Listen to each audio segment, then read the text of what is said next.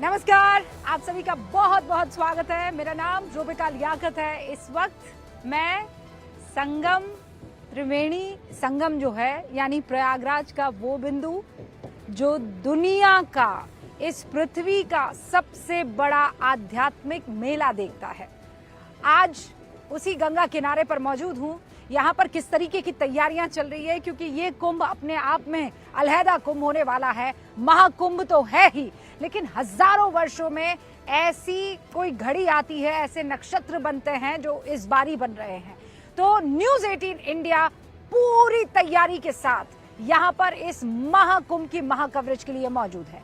लेकिन यहाँ से हमारी पैनी नजर राजनीतिक जो बदलाव के संकेत मिल रहे हैं और राजनीतिक उठा पटक का जो दौर चल रहा है, खासकर संसद में, उस पर भी है।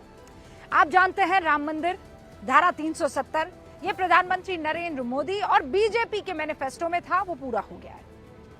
एक और महत्वाकांक्षी योजना अब उस बस्ते से बाहर आ गई है जो बरसों से अटका था, लटका था, भटका था। ये योजना है एक देश एक चुनाव को लेकर केंद्र सरकार कदम दर कदम आगे बढ़ रही है। एक देश एक चुनाव के बिल को केंद्र कैबिनेट ने मंजूरी दे दी है और सूत्र हमें ये बता रहे हैं कि ये जो शीतकालीन सत्र चल रहा है, इसके अगले ही हफ्ते सरकार इस बिल को संसद के पटल पर रख देगी।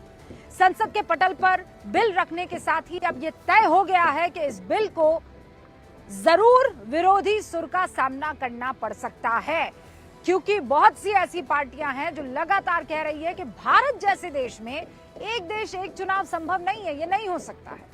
लेकिन भारत के हर राज्य के चुनावों को अगर आप गौर से देखें, आप खुद एक वोटर हैं, हो सकता है आप में से कई ऐसे हों जो सरकारी कर्मचारी हों, तो अगर इन चुनावों को आप करीब से देखेंगे तो हर 6 महीने में देश के किसी न किसी राज्य में विधानसभा चुनाव होते हैं। और इससे क्या होता है कि हर 6 महीने के अंदर कम से कम 2 महीने आचार संहिता लग जाती है और इसमें देश का वक्त बर्बाद होता है। सरकार की योजनाएं जो हैं वो आप उसको जारी नहीं रख सकते हैं। एक विधानसभा में देश का करीब 100 करोड़ रुपया जो है वो खर्च होता है, 100 करोड़ रुपया। तो आप समझ लीजिए इससे कितना जो है सरकार, अगर एक देश एक चुनाव हो जाता है तो बच जाएगा। यूपी जैसे, जहां मैं मौजूद हूं, यूपी जैसे राज्य में ही 6000 करोड़ रुपए तक खर्च हो जाता है।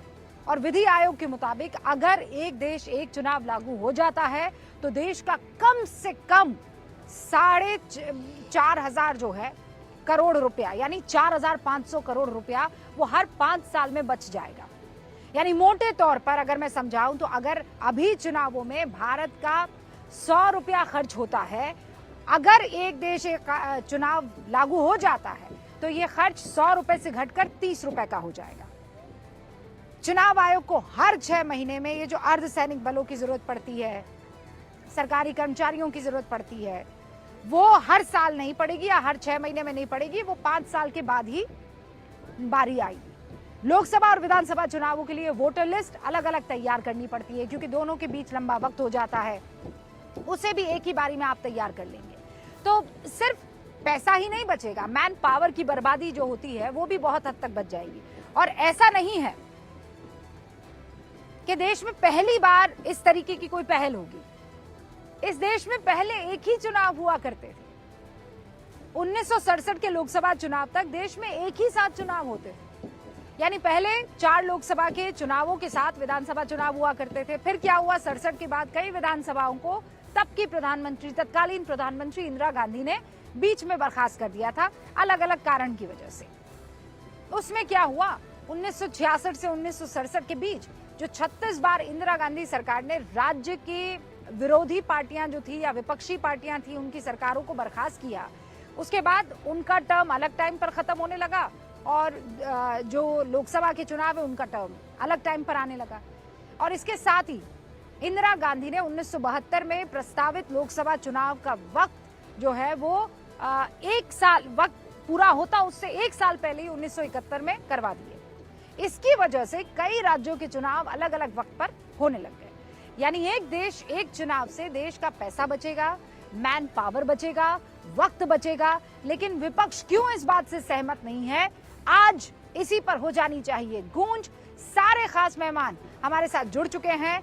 विपक्ष के अपने जो जिसे कहते हैं ना अपनी अपनी दलीलें हैं, और वो ये कहते हैं कि नहीं, ये अगर ऐसा हो गया तो एक ही सरकार जो है वो पूरे के पूरे देश पर कब्जा कर लेगी। विपक्ष को लगता है कि अगर एक देश एक चुनाव हुआ तो पूरा चुनाव एक शख्स के असर में आ जाएगा और राज्यों के नतीजे में भी इसका असर पड़ जाएगा।